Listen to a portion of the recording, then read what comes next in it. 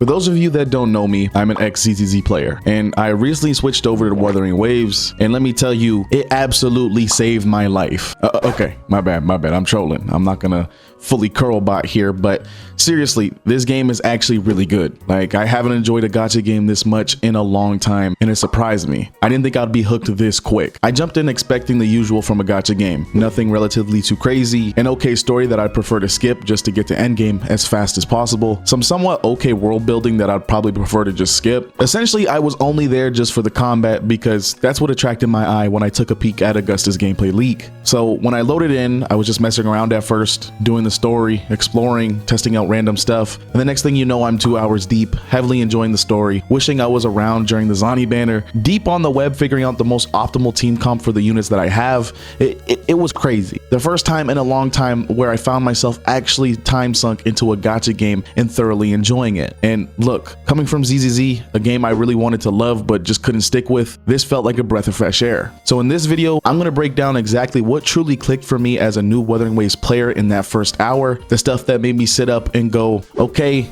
this is different. But before we get into this video, if you've been enjoying the content recently, make sure to subscribe and turn the notification bell on so you don't miss out on any future videos. What really hooked me, like actually got me to the core, was one of the earlier Renacita cutscenes, specifically the ones where the echoes suddenly lose control. Up until that point, I was just kind of casually moving through the narrative. I liked the overall vibe, the mysterious world, cool music, great art direction. The intro was really solid. I was enjoying myself, but I really wasn't locked in yet. I wasn't emotionally attached to what was going on. But then that scene hit and everything changed for me. So in this cutscene, you've got the echoes. Suddenly one of them start acting wrong. It's not aggressive right away, but you can tell something is off. It starts freaking out, glitching almost, and for a second you think it's gonna attack. But instead of attacking, it just kind of stops, and then something even stranger happens. There's almost like this dreamlike moment. The echo doesn't hurt you or anything, but instead it triggers what feels like a vision or a memory, maybe even a message specifically meant for Rover. And that's when I really started to pay attention, because this wasn't just a random cool cutscene, it was a turning point. The echo recognized Rover, or maybe responded to them in a way that no one else could see or understand. It instantly made me start asking questions. And knowing what little I already did know about Rover, because I skipped straight to 2.0, it had me questioning a lot. But don't worry though, I watched lore videos on all of the 1.0 series, but I heard it doesn't do it justice, so I'm fully gonna go through the 1.0 when I have some spare time. But after that scene, I started looking at everything differently. I wasn't just skipping through text bubbles just to get to the next boss fight. I was truly reading it to understand. I didn't expect Wuthering Waves to pull me into its lore just like that, but it did. That moment, I knew I had to see the story through, and truthfully, it's been great so far. All right, let's talk about combat, because this was probably the weirdest, but also the best part of transitioning from ZZZ to Wuwa. Coming off of Zenless Zone Zero, which has that kind of flashy, combo-heavy, quip swap style, I figured Wuthering Waves would feel kind of similar, but nope, completely different vibes. At first, honestly, it felt weird. The pacing is more open, there's a lot more freedom of movement, and it doesn't hold your hand in the same way. It took a minute to get used to the dodging, parrying, and weaving in between abilities, but after a few fights, once I started to get it, it all kind of just clicked. The thing about Wuthering Waves combat is that it feels smooth in a way most games in the gacha space don't. The transitions between attacks, the responsiveness of dodges, how different each character feels to play, it's just all so polished. And once you throw in echo skills into the mix, it gets pretty interesting to play with and build rotations around. There's a rhythm to it that I haven't felt in a long time. The last time I had this much fun pressing buttons in a gacha game was probably Punishing Grey Raven. The same kind of intensity that every dodge matters, every parry counts kind of feeling. It's here in Wuthering Waves, but with even more flexibility. And that's what makes it stand out. There's a real sense of weight and momentum behind every hit. And I have to say, the ecosystem is such a cool twist. You're literally transforming into these creatures you fought. It's not just cosmetic, it adds strategy, timing, and even synergy with your team comp. That one mechanic alone adds so much depth without overcomplicating things. The more I played, the more I realized that this kind of combat, you can't really get anywhere else right now. Not in Genshin, not in ZZZ, not even in most action RPGs outside the gacha space. Wuthering Waves gives you that feeling of control, like your skill actually matters, and when the game lets me win a fight, not just because I out-leveled the enemy, but because I read their moves, timed my parries right, and popped off at the perfect moment, that's satisfying in a way few games are. So yeah, it was weird at first, but once I adjusted, I never looked back. Wuthering Waves combat isn't just good for a gacha, it's just good, period. Now, let's talk about exploration, because for me, this is where Wuthering Waves started to feel like a breath of fresh air. Now, don't get me wrong, it's not perfect, the world design isn't always as tightly crafted as, say, a big budget RPG. Some areas feel a little sparse, but honestly, I don't even care. because the way you move through the world in Wuthering Waves is so clean, so smooth that it makes me want to explore. And in quite literally all of the open world gacha games that are still out and relevant, you don't get that anywhere. The traversal system in Wuthering Waves, especially the flight and wall climbing mechanics, just makes moving around more fun. It's fast, fluid, and most importantly, it respects your time. I'm not spending 30 minutes trying to climb a cliff just to get a chest. I'm just not trying to do that in other games. And let's talk about the flight system for a second, because that's probably one of the best features in the entire game. Like when I decided to 100% certain zones,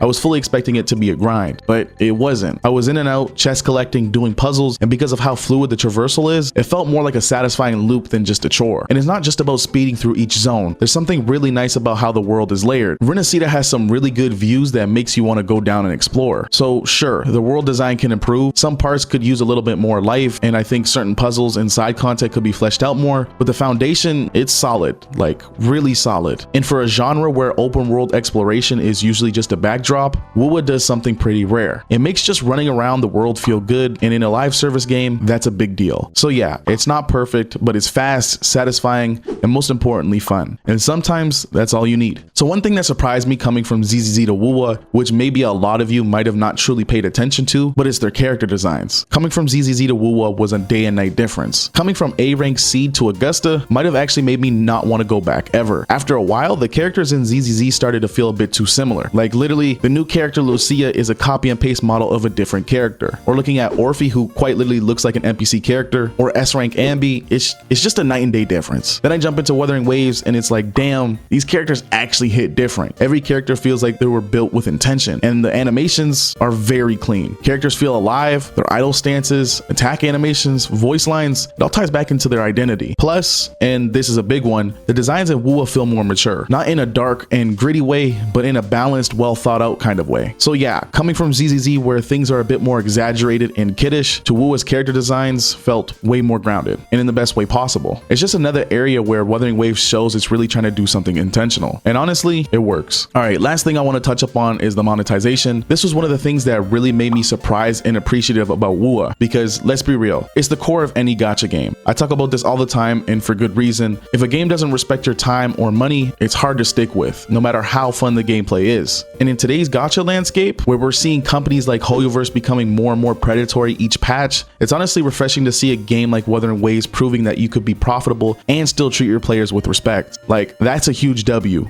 Not just for Wuwa, but for the entire genre. Now, I'm not going to break down everything into detail because most of you already playing know how it works, but there are a few things that deserve to be highlighted. First up, the 80 pull pity on character banners. That's 10 less pulls than the standard 90 we see in Hoyoverse games, and it adds up fast, especially for spenders. At around $20 per 10 pull, those saved multis can literally mean hundreds of dollars saved over the course of a few banners. Then there's the weapon banner, and this is massive. It's not some confusing RNG filled trap, it's a guaranteed system. If you're aiming for a signature weapon and you manage your pulls smartly, you'll get it easy peasy. No 75-25 loss, just a guaranteed weapon banner. And for free to play players, it's still really solid if I don't want to spend. Each patch drops around 100 free pulls, and if you manage your resources well, there's a good chance you'll get at least one limited 5-star, and maybe even their weapon if you're lucky with your pulls. This isn't just a generous system, it's a sustainable one. It doesn't burn you out, it doesn't push you to spend out of fear of missing out. Whether you're free to play, a light spender, or even a whale, Wuthering Waves actually respects your budget. And that's so rare in this space. It's one of the main reasons I've stuck with this game, because I don't feel manipulated. I feel like I'm choosing to support something that's doing things right. And honestly, I hope other devs are taking notes. So yeah, after spending some time with Wuthering Waves, I can honestly say it hooked me way faster than I expected. Within that first hour, all of the pieces started falling into place. First, it was the story. I didn't think I would care much. I usually don't in gacha games, but the Renacida cutscene where the Echo loses control, that flipped the switch for me. It turned the world from just cool visuals and lore into something deeper for me. Then the combat kicked in. Coming from ZZZ, it felt weird at first, more freedom, more demanding, but also more rewarding. There's a rhythm and responsiveness to Wuwa's combat that I haven't felt since PGR. Once I found that flow, I didn't want to stop. It's just fun in a way that most gacha games aren't. After that, I started moving through the world, and even the exploration pulled me in. It's not perfect, sure, but the movement system, the flight mechanics, they make getting around so much more smooth and enjoyable. Also adding in how amazing the character designs looked way better than ZZZ. And then of course the monetization, that was the final piece for me. 80 pull pity, guaranteed guaranteed weapon banner, a ton of free pulls, for me that was a huge green flag. It told me, hey, this game isn't trying to screw you over as much. And that matters a lot, because when a game respects your time and money, that's when you start to feel comfortable actually investing in it. Put all that together, the mystery of the story, the fluid combat, the freedom of exploration, the amazing looking character designs, and the respect on how it handles monetization. Yeah, I was in 100%. I didn't need a full week or endgame gear or meta breakdowns to see the potential. Wuthering Waves hooked me within that first hour because it gave me so many reasons to care, and it never made me feel like I was wasting my time. And if a gacha game can do that, that's something worth paying attention to. But let me know what you think in the comment section down below, and I pose this question to you all: what initially hooked you to Wuthering Waves? If you enjoyed this video, make sure to sub, turn the notification bell on so you don't miss out on any future videos. And if you enjoyed this video, I'm more than confident you'll enjoy either one of these videos on screen. That's all I got today for you freaky frogs. Take care and peace.